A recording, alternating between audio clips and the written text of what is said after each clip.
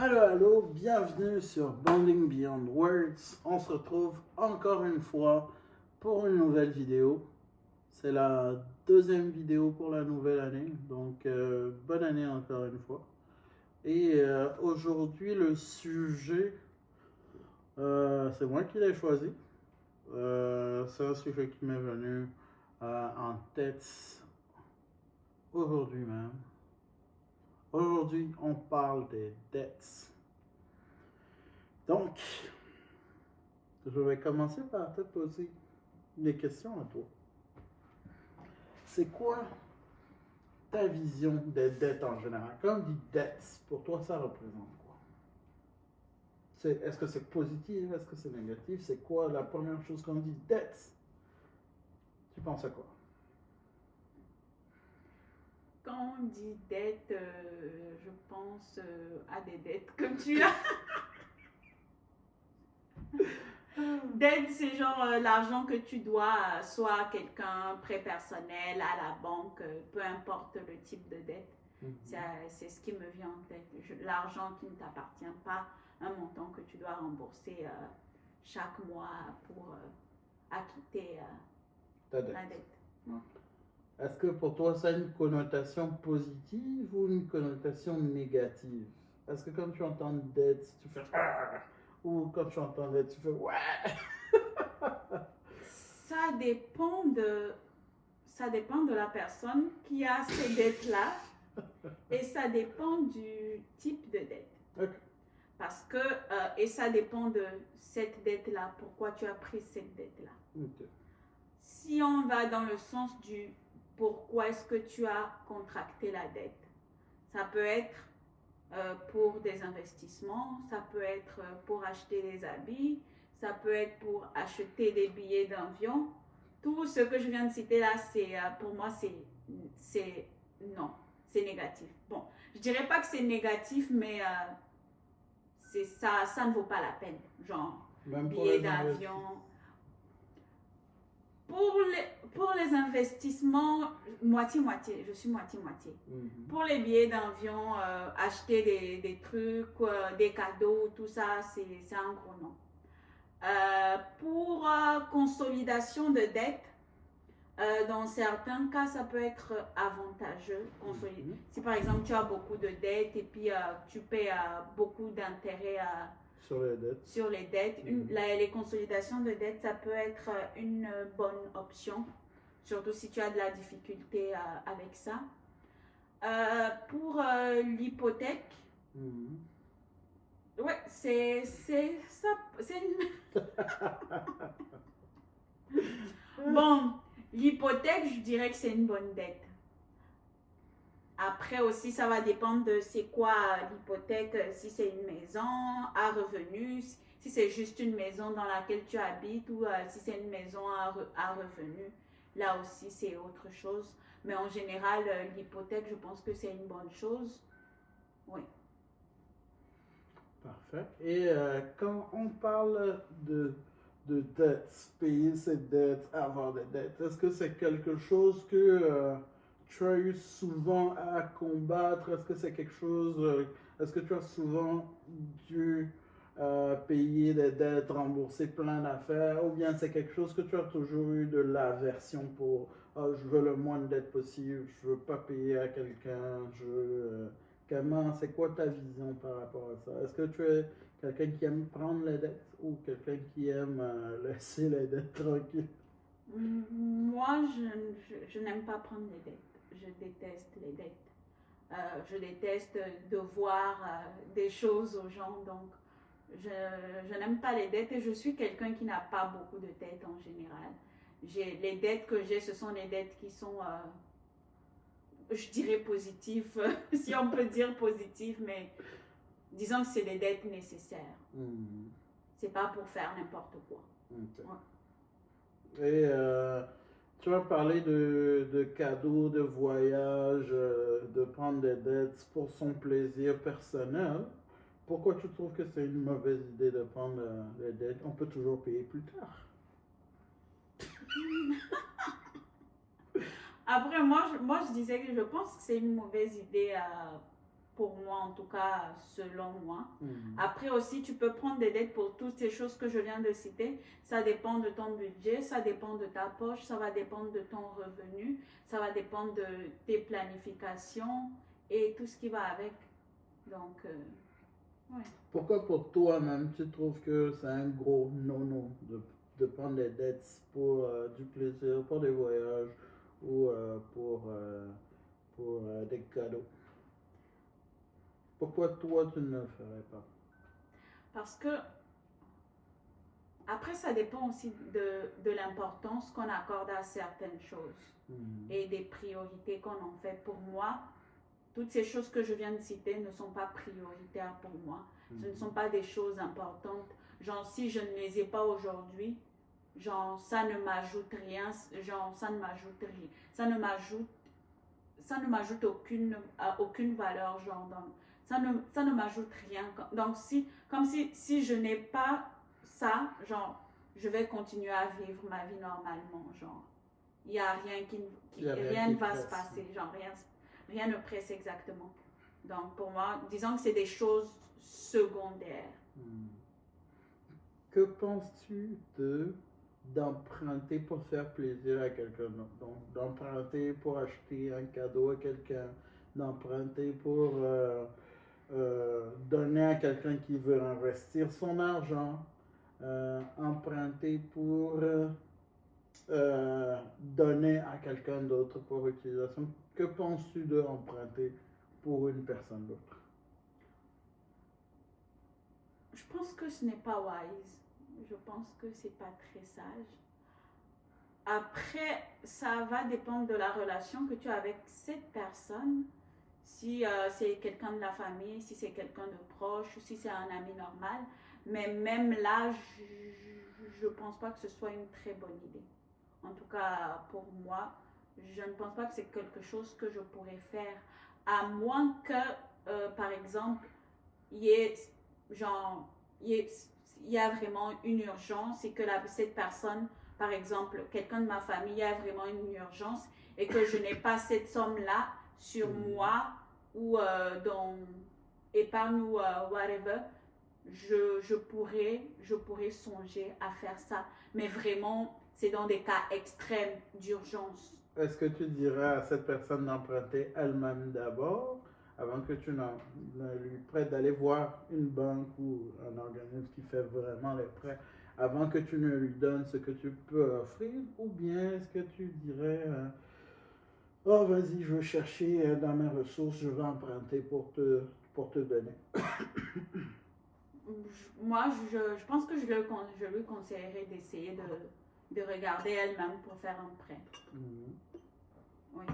Et si par exemple sa demande de prêt n'est pas approuvée ou si ça ne marche pas, mettons qu'elle n'a pas un très bon dossier de crédit ou tout le tralala, je pourrais regarder à ce moment. Essayer. Maintenant, qu'est-ce que tu penses de...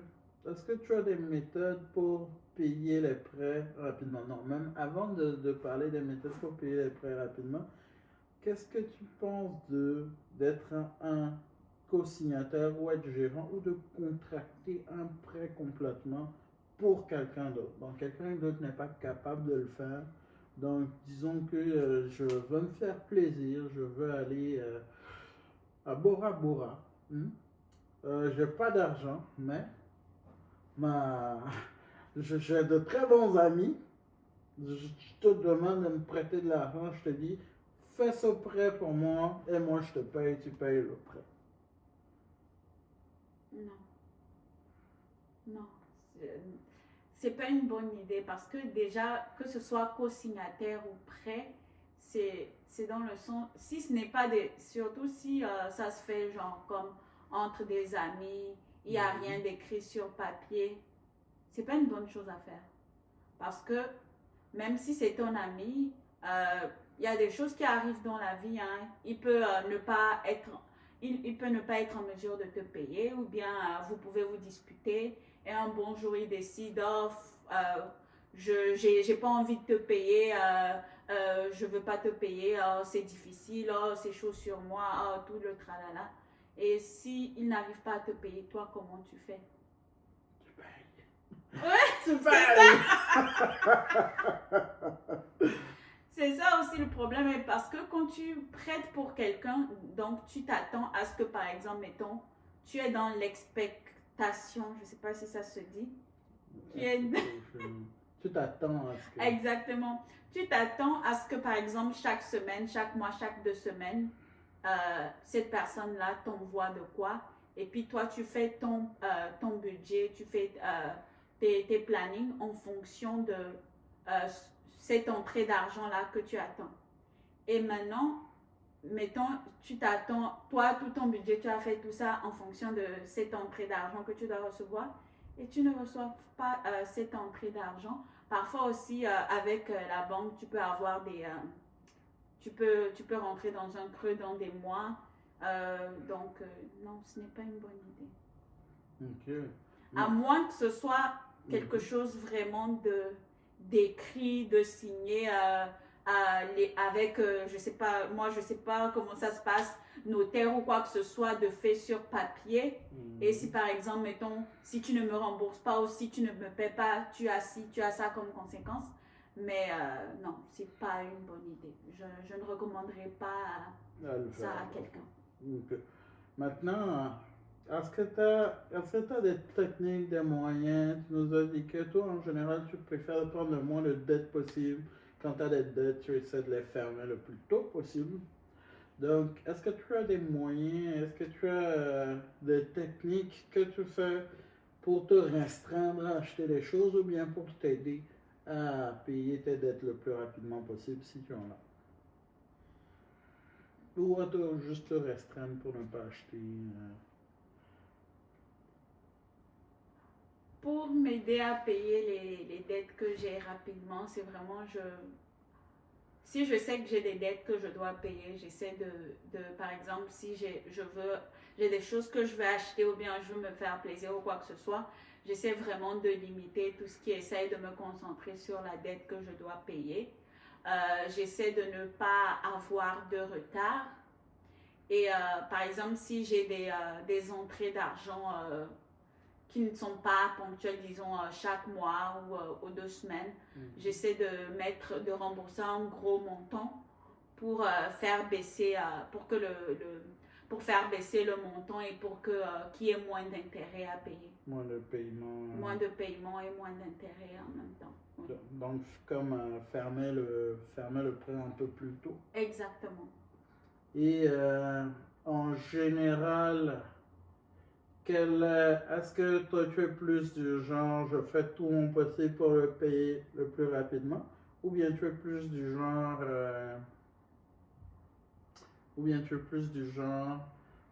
les paiements vont arriver, je vais faire les paiements quand ils vont arriver?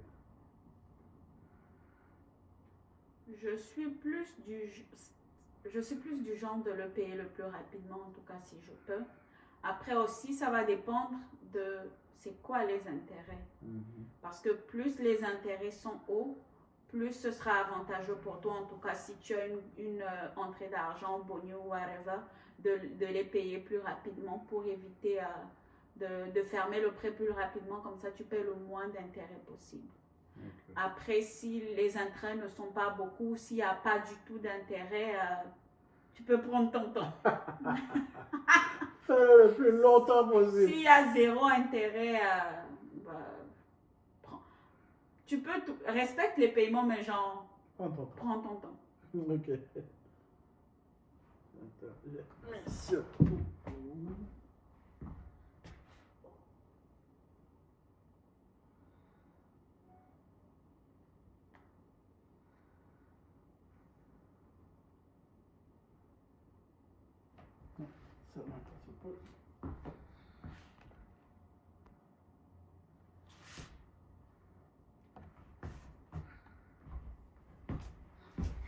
Super. Donc. Petite interruption, mais on continue directement. Parfait. Donc, on parlait du crédit avant que je ne me lève. Parfait. Donc, maintenant, on disait que si le taux d'intérêt est presque zéro, ben c'est correct de prendre le plus de temps possible, même d'être une dette est à payer. Oui. est-ce que tu te dirais que c'est mieux de vivre avec le maximum de dettes ou c'est mieux de vivre avec le moins de dettes possible? Tout dépend, dans le fond, tout va dépendre de tes revenus, de ce que tu fais comme travail. Vivre avec le maximum de dettes, pour des gens, par exemple, qui sont riches, qui ont beaucoup d'actifs ou qui ont beaucoup d'argent, des milliardaires ou des millionnaires, oui, ça pourrait être une bonne idée parce que c'est pas comme s'ils n'ont pas d'argent pour rembourser leurs dettes, donc ils en ont. Donc, ça dépend vraiment de ta situation financière, moi je dirais. Donc, plus ta situation financière est précaire, plus tu devrais te concentrer sur payer tes dettes. Ou ne pas du tout en avoir. Si tu peux ne pas en avoir, c'est l'idéal. Et croyez-moi, vivre sans dette, c'est vraiment très très bon. Il y a ce petit goût de oh, j'ai aucune dette qui est vraiment bon, genre, surtout quand on commence à accumuler des réserves pour se parer pour l'avenir. Ce que j'essaie de faire présentement, c'est quand même assez intéressant et c'est très très très libérateur. Super, on a fait le tour de la question. On va faire peut-être une partie 2 sur cette vidéo. Très très très intéressant, beaucoup de points quand même assez intéressants. Aujourd'hui on a parlé des dettes. C'est un sujet qui est quand même très vaste qu'on pourra explorer avec plus d'ampleur et plus d'amplitude, dépendamment de si c'est quelque chose qui vous intéresse, si vous voulez qu'on en parle un peu plus. C'était Feza, donc Mafé. Et on était avec Bonding Beyond Work. Charlie, Mafé, on vous souhaite une très très bonne année encore une fois. Santé, succès, bonheur. Et on se retrouve la prochaine fois pour une nouvelle vidéo. Peace. Bye.